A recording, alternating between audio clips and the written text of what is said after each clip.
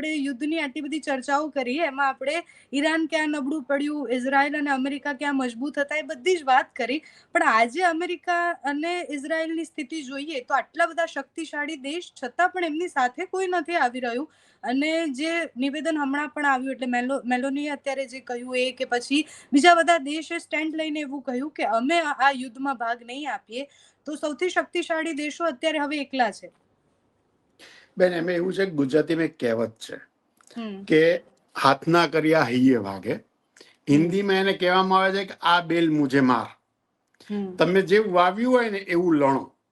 2025માં Donald Trump અમેરિકાના રાષ્ટ્રપ્રમુખ થયા, એ પછી એમના મગજમાં એક એટલી ખતરનાક હવા ભરાઈ ગઈ છે, અને એમને ગમે તેમ કરીને અમેરિકા સુપર પાવર છે, અને એ માત્ર અમેરિકાના રાષ્ટ્રપ્રમુખ તરીકે નથી ચૂંટાયા, વિશ્વના રાષ્ટ્રપ્રમુખ તરીકે ચૂંટાયા. એમ સમગ્ર વિશ્વના દરેક દેશનું સંચાલન કરવા જાણે મતતા હોય ને, એમ દરેક દેશ જોડે એમને સિંગડા ભરાયા છે. જેમ કે એમને આવતાની સાથે સૌથી પહેલા ગ્રીનલેન્ડ દેશ, જે ડેનમાર્કનો ભાગ છે, એને લઈ લેવાની વાત કરી, હડપ કરી જવાની વાત કરી, પનામા કેનાલનું નામ બદલી નાખવાની વાત કરી. એટલું ઓછું હોય તેમ રશિયા અને યુક્રેનના વોરમાં એમણે એવું કીધું કે અમે $5 બિલિયન હથિયાર યુક્રેનને આપીશું, પણ એનું બિલ કોણ ચૂકવશે? તો કે નેટો.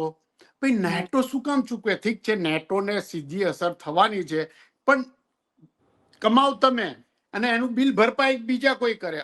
અમેરિકાના હથિયાર ઉદ્યોગને ફાયદો થાય એટલે હથિયાર યુક્રેનને આપવાના, અને બિલ નેટો પ્રદેશના જ ચૂકવે. બીજું, યુરોપિયન કન્ટ્રીઝના જે સદસ્યો છે એનું સતત અપમાન કરવું. પછી એ યુકેના પ્રાઇમ મિનિસ્ટર હોય કે ફ્રાન્સના પ્રેસિડેન્ટ હોય, દરેકનું અપમાન કરતા રહેવું. આટલા જબરજસ્ત યુદ્ધની વચ્ચે પણ તમારા અખાતી દેશના જે પાર્ટનર દેશ ગણાય, સાઉદી અરેબિયા, ત્યાંના પ્રિન્સને તમે અપમાન કરો. બરાબર? એટલું જ નહીં, જ્યારે તમારે સૌથી વધારે સાથની જરૂર છે, ત્યારે તમારે દરેકનું દિલ જીતવાનું હોય, એની જગ્યાએ ત્યારે તમે સુબાગીરી કરવા નીકળ્યા છો. હજી તો અઠવાડિયા પહેલા જ, વધારે નહીં, અઠવાડિયા કે 10 દિવસ પહેલા જ જાપાનના પ્રાઇમ મિનિસ્ટર અમેરિકાના પ્રવાસે ગયા હતા, રાષ્ટ્રપ્રમુખ ડોનાલ્ડ ટ્રમ્પને ગળે લગાડેલા. હવે એ અત્યારની સ્થિતિ જોઈને પારોટના પગલા ભરવા માંડ્યા છે. એમણે કીધું કે જો અમારે ઈરાન પાસેથી તેલ ખરીદવું પડે તો અમે યુઆન એટલે કે ચાઇનાની કરન્સીમાં ખરીદવા તૈયાર છીએ. ચાઇના અને જાપાન એ બાપે માર્યા વેર જેવા બે દેશ છે.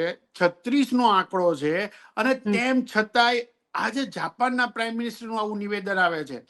ઇટલીના પ્રાઇમ મિનિસ્ટર એટલા માટે કહેવું પડ્યું કે ભાઈ, અમારે ત્યાંથી તમને કોઈ અમે ગતિવિધિ નહીં કરવા દઈએ, કારણ કે ઇટલીની અંદર ઇટલીના નાગરિકો વિરોધ પ્રદર્શનમાં ઉતર્યા છે. એમને ઈરાન યુદ્ધ જોતું નથી, કારણ કે એમના ઘરના રસોડાના ગેસ, ઓલરેડી રશિયા યુક્રેન વોરના કારણે એમને ગેસ મોંઘો પડતો હતો. હવે આ થયું, કતરથી ગેસ આવતો બંધ થયો, એટલે એમનું રસોડું, એમના ઘરના ખર્ચા મોંઘા પડવા માંડ્યા છે. ઇટલીમાં છેલ્લા 10-15 દિવસની અંદર યુએસના જેટલા બેઝ હતા, એ બેઝની આજુબાજુ ઇટાલિયન લોકોએ વિરોધ પ્રદર્શનો કર્યા છે.